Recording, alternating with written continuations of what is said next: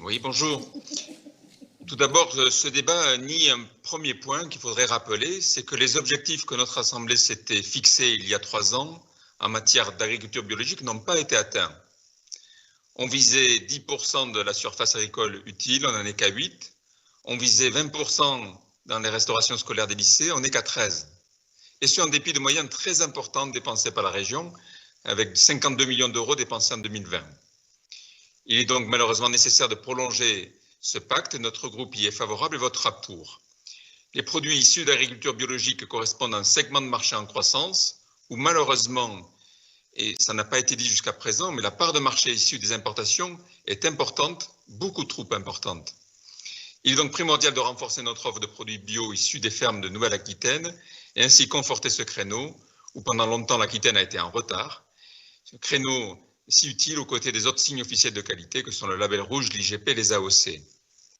Si les inflexions apportées à ce pacte vont dans le bon sens, avec en particulier la signature de la coopération agricole, mais aussi des agences de l'eau, la maîtrise de la ressource en eau qui vient de faire débat est indispensable et l'irrigation tout aussi nécessaire en agriculture biologique qu'en conventionnelle, ce pacte comporte encore des points faibles et des manques pour être pleinement efficace.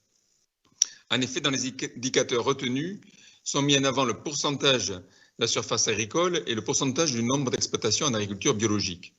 Nulle part, il est fait mention du chiffre d'affaires, de l'excédent brut d'exploitation des fermes converties en bio. Or, le plus important, à nos yeux, consiste à savoir si ces conversions en bio sont-elles génératrices d'une amélioration des revenus pour les exploitants. En commission agriculture, les services ont avoué que ce travail avait été amorcé, mais qu'il reste difficile à mener. Et donc, à ce jour, nous n'avions pas de statistiques en la matière.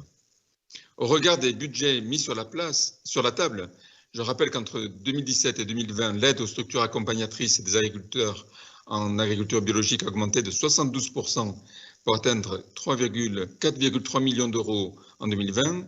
C'est à nos yeux une priorité et une urgence. Quelles sont les filières sur lesquelles la conversion en bio apporte le plus d'augmentation dans les prix de vente des produits agricoles ? Dans quel domaine la conversion en bio est la plus rentable? Quels sont les modèles économiques qui fonctionnent et qu'il faut donc encourager? Quelle est la taille minimum des exploitations bio? Quel recours aux nouvelles technologies, à la mécanisation pour réduire les surcoûts en main-d'œuvre qu'implique l'agriculture biologique, maîtriser les rendements, bref, gagner en productivité? C'est cette bataille-là qui doit être au cœur de l'action régionale et qui permettra de réussir. La réussite des conversions en agriculture biologique passe avant tout par cette maîtrise agroéconomique et économique. Seule la réussite économique des conversions en agriculture biologique garantira que ces conversions soient durables.